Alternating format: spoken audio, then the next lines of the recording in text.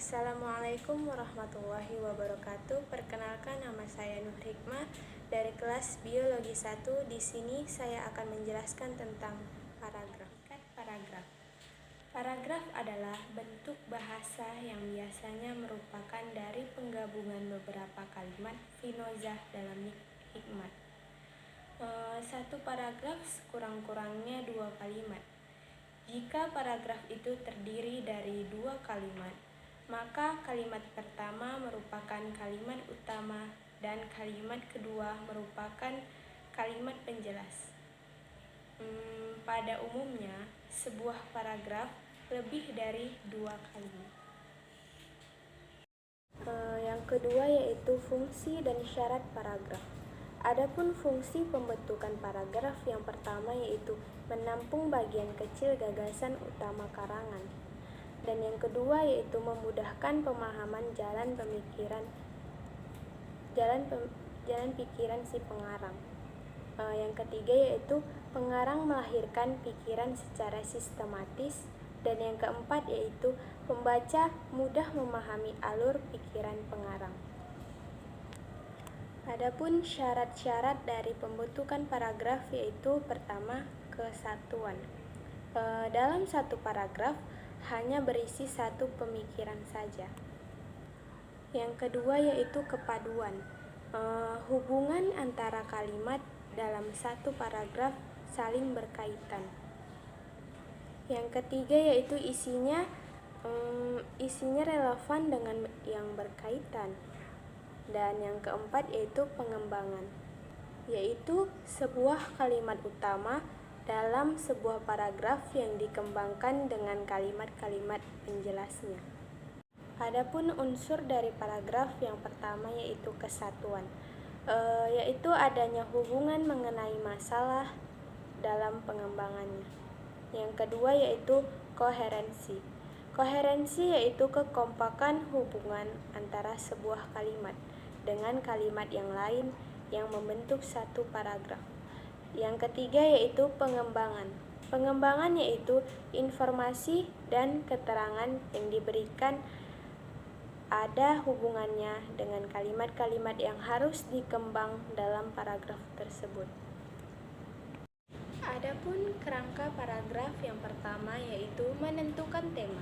Sebelum kita membuat suatu paragraf, kita harus menentukan temanya terlebih dahulu agar kita dapat mengembangkan kalimat-kalimat penjelasnya. Yang kedua yaitu menentukan ide pokok dengan menuangkan kalimat yang menjadi ide dasar dari paragraf tersebut. Yang ketiga yaitu menulis kalimat penjelas untuk mendukung ide pokok. Yang terakhir yaitu menulis kalimat penjelas untuk mendukung ide pokok tersebut. Adapun macam-macam dari paragraf yaitu yang pertama itu paragraf berdasarkan isi. Paragraf berdasarkan isi terbagi menjadi 5 bagian, yaitu yang pertama narasi. Apa sih narasi? Narasi adalah paragraf yang menceritakan atau mengisahkan suatu kejadian, peristiwa, bentuk, dan mementingkan urutan kejadian dan juga tokohnya. Yang kedua yaitu deskripsi. Deskripsi yaitu paragraf yang menggambarkan suatu objek sehingga pembaca seakan bisa melihat, mendengar, dan merasakan objek yang digambarkan di deskripsi tersebut dan dapat berupa orang, benda, dan juga tempat. Yang ketiga yaitu eksposisi. Apa sih eksposisi itu? Eksposisi adalah paragraf yang menginformasikan suatu teori, teknik, kiat, atau petunjuk sehingga orang yang membacanya akan bertambah wawasannya. Yang keempat yaitu argumentasi. Apa sih argumentasi itu? Argumentasi yaitu paragraf yang mengemukakan suatu pendapat beserta alasannya. Yang kelima yaitu persuasi.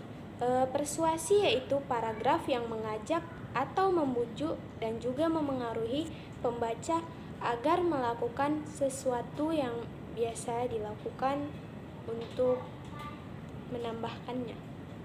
Pun jenis paragraf berdasarkan letak. Yang pertama yaitu paragraf deduktif. Paragraf deduktif ini paragraf yang dimulai dengan mengemukakan persoalan pokok atau kalimat topik, kemudian diikuti dengan kalimat-kalimat penjelas. Adapun paragraf induktif yaitu paragraf yang dimulai dengan mengemukakan penjelasan, kemudian diakhiri dengan kalimat topik. Yang ketiga yaitu generalisasi. Generalisasi itu yaitu pola pengembangan paragraf yang menggunakan beberapa fakta khusus untuk mendapatkan kesimpulan yang bersifat umum. Paragraf induktif ini terbagi menjadi 3, yaitu generalisasi, analogi, dan juga hubungan kasual. Generalisasi yaitu pola pengembangan paragraf yang menggunakan beberapa fakta khusus untuk mendapatkan kesimpulan yang bersifat umum. Yang kedua yaitu analogi. Analogi yaitu pola penyusunan paragraf yang berisi perbandingan dua hal yang memiliki sifat yang sama. Yang ketiga yaitu hubungan kasual. Hubungan kasual yaitu pola penyusunan paragraf dengan menggunakan fakta-fakta yang memiliki pola hubungan sebab dan juga akibat. Adapun paragraf berdasarkan fungsinya terbagi menjadi 3, yaitu paragraf pembuka, paragraf pengambang, dan juga paragraf penutup. Adapun pengertian dari paragraf pembuka yaitu paragraf ini berisi tentang ancangan-ancangan atau arahan tentang apa yang akan diuraikan atau dibahas pada bagian isi wacananya. Yang kedua yaitu paragraf pengambang. Paragraf ini berfungsi untuk mengembangkan ide-ide atau sub-sub topik dalam pembicaraannya. Yang ketiga yaitu paragraf penutup. Paragraf penutup ini yaitu paragraf yang mengakhiri sebuah uraian, bisa mengandung bermacam-macam maksud, yaitu kesimpulan uraian, saran atau harapan, dan juga penegasan, kritikan, dan juga rangkumannya. Sekian dari saya, kurang lebihnya saya mohon maaf.